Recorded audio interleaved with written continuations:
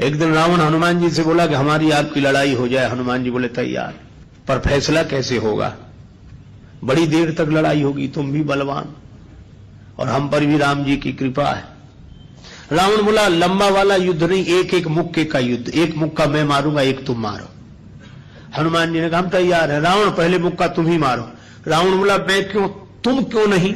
हनुमान जी बोले इसलिए कहीं हमने पहले मुक्का मार दिया तो पता नहीं तुम्हारी वारी आती भी है कि नहीं, तुम्हारी मन की मन में ही रह जाएगी, इसलिए पहले तुम ही।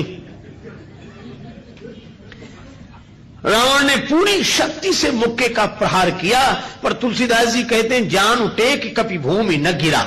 हनुमान जी घुटने के बल वीरासन में बैठे रहे, कुछ नहीं बिगड़ा। और रावण अपनी 20 आंखें बार बार बंद करे, फिर खोले, फिर हनुमान जी ने कहा कि आश्चर्य मत करो, हम स्वस्थ हैं, पर अब तुम तैयार हो जाओ।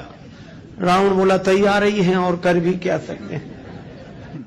हनुमान जी ने पूरी शक्ति से हाथ ऊपर उठाया मुक्के के रूप में। घबरा गए ब्रह्मा जी, शंकर जी। ब्रह्मा जी बोले रोको, कहीं मुक्का गिर गया और रावण मर गया तो राम जी का तो पूरा प्रोग्राम ही फेल हो जाएगा।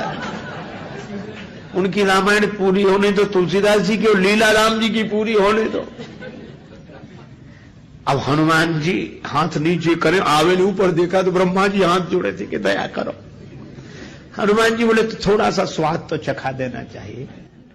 तुलसीदास जी कहते हैं कि रावण साधारण वीर नहीं है, जो 10 शीस महीधर ईश को 20 भुजा खुली खेल ने हारो। और उस पर जब हनुमान जी ने प्रहार किया तो सो हनुमान हन्यो मुठिका, तो रावण को ऐसे लगा कि गिरिगो गिरिराज जो गाज को मारे हो, जैसे गिरिराज हिमालय पर वज्रापात हुआ हो। रावण धरती पर गिर गया, मूर्छित रहा बड़ी देर तक। बड़ी देर में आंख खोली तो बोला बड़े बलवान हो। हनुमान जी बोले बल तो इन्होंने देखने नहीं दिया, ब्रह्मा जी और शंकर जी ने।